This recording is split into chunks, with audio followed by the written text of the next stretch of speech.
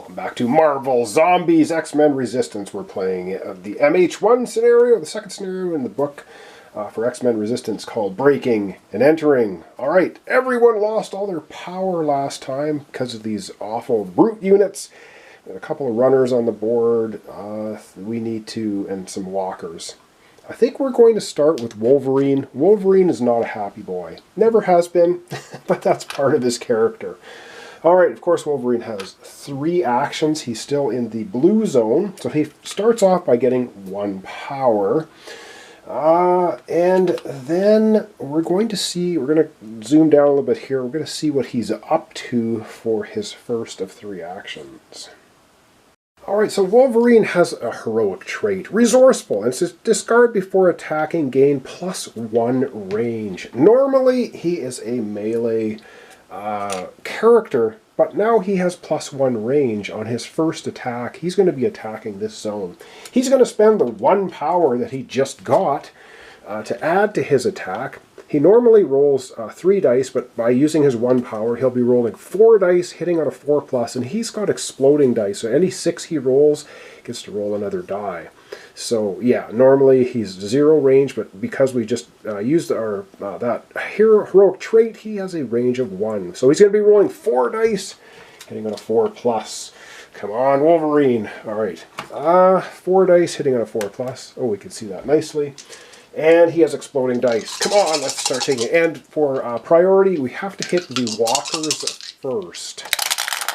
And so he gets 3 5s. So, and this is no good. So he hits on a 4+. So he actually takes 3 of the walkers out. They are eliminated. And that gives him 3 experience points. And by getting 3 experience points, that kicks him over into the yellow zone. He's up to 8 experience, so he gets +1 action. So basically, now he has 3 actions. Now I wonder if he should hop in there and do another attack. You know what? He's going to move into the spawn point. That's one of his 3 actions. He has 4, remember. And now he's going to do another melee attack. But he's rolling 3 dice, this time only hitting on a 4+, and he has to hit the walker first. Even in melee range now, there's targeting priority. Come on, Wolverine! And he gets a couple of 5s, which is perfect. Didn't get any 6s, but the first 5 takes that one out, and the second 5 takes the walker out. For his final action, he's moving back in front of the door. That's 2 more experience for Wolverine. He's up to 10. To kick over to the orange zone, we have to get to 19. So that's quite a ways yet. Alright, that was Wolverine. Oh, Wolverine just wiped the floor with all those guys.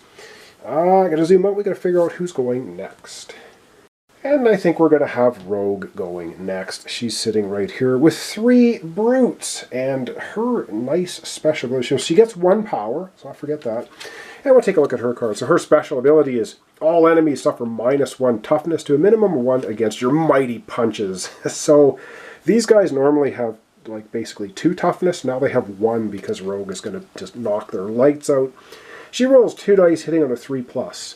I don't think we're going to spend her power to roll an extra die. So basically she's rolling 2 dice, hitting on a 3+.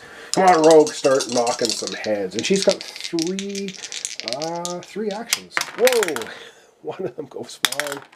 And wow, she rolls a 1 and a 2. That's actually not good.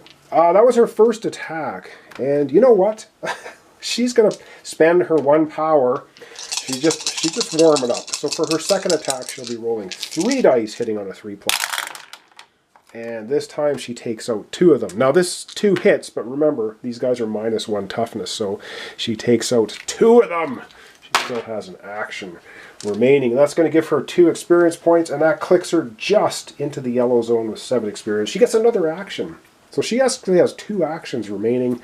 So yeah, for her second to last action, she's going to punch this guy again. We just need 1 hit. She hits on a 3+. Come on. And she gets a 5. So that's enough to take this final brute out. And she still has an action remaining. So that's another experience. She's up to 8. And with her final action, she'll go ahead. What's she going to do for her final action? You know what? For her final action, I think she might Yeah, she's going to move here with, she's going to move with Wolverine. She'll move in with Wolverine, you can't quite see it. Alright, that's the end of Rogue's actions. Up next, we have either Colossus or Storm. Alright, I think we're going to have Storm go. And Storm's going to, of course, get 1 power. And she has Trask with her, which is kind of cool. Once during your turn, you may spend the power to allow another hero within range 2 to perform an action, then resume your turn. So she could spend her 1 action to go ahead and have either Colossus or any of the other heroes actually go. And I think, you know what, I think she's going to do that. She's going to spend her 1 power right now, and she's going to activate Wolverine. And Wolverine's going to then step into the mansion with 1 extra action. So yeah, she gives Wolverine an extra action, so it's 1/2 away, and Wolverine is just going to move himself right into the mansion looking around. Alright, cool! Storm, of course, has... That was not an action, was it? No, then resume your turn. So that didn't even cost an action. That just cost her a power. So she has 3 actions remaining. Now let's get to it. Now she is our only one with a ranged attack. So she's going to attack the runner here. Of course, target priority is the only one in there. Let's take a look at Storm's abilities. Once you return, you can spend a power.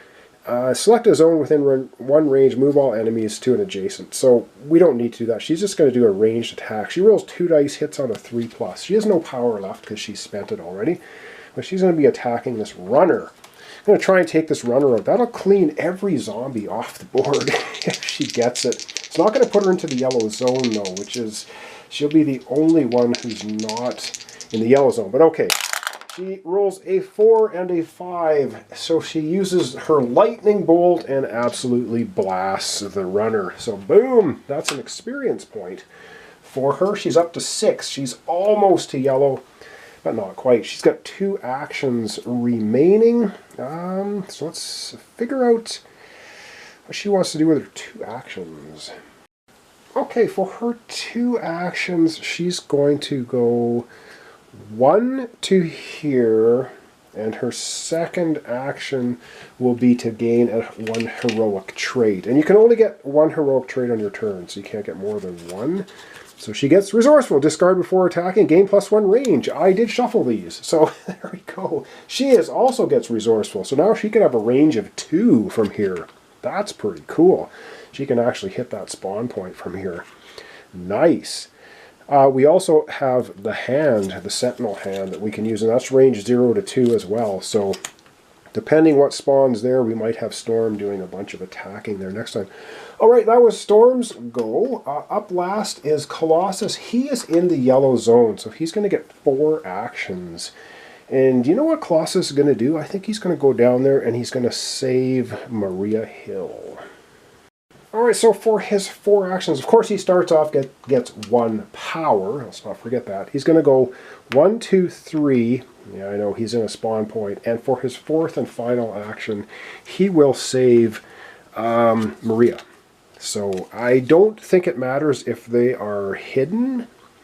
Hidden bystander. I think you can still rescue them. I will double check the rules after this, but I'm pretty sure it doesn't matter if you're a hidden bystander. You can still be rescued by the hero. So Colossus goes over there and goes, hey, stop hiding, I can smell you, or whatever. And so he's going to get Maria Hill. Once during your turn, you can spend a power to automatically eliminate a brute within range 1. That could come in pretty darn handy. So now Colossus has Maria with him. Cool. Alright, I like that. That's not bad. And that's the end of Colossus' turn. Unfortunately sitting at a spawn point, but he's a tough boy. We're not going to worry too much about him. Once per activation of the enemies, he can ignore 1 wound too, because he of course has his steel body. Alright, that's going to be it. So up next is zombie activation time. Guess what? We don't have any. So we're just going to go right into spawning. And we spawn the top left corner, the number 1 spawn. Then we're going to spawn down here with Colossus, and then we're going to spawn up here. All right, everyone. Well, not everyone. We are in the spawning at the yellow zone, so let's get to that. All right, we're spawning in the yellow zone. And 1 walker, multiple man, multiplication. Spawn indicated walkers in all zones containing walkers. This is not going to do anything because we have no walkers on the board. Wolverine made darn sure of that. Otherwise, if we had any walkers on the board, we would spawn one walker with every other walker on the board. So that's our first spawn, which was actually pretty good. All right, second spawn point, down with Colossus.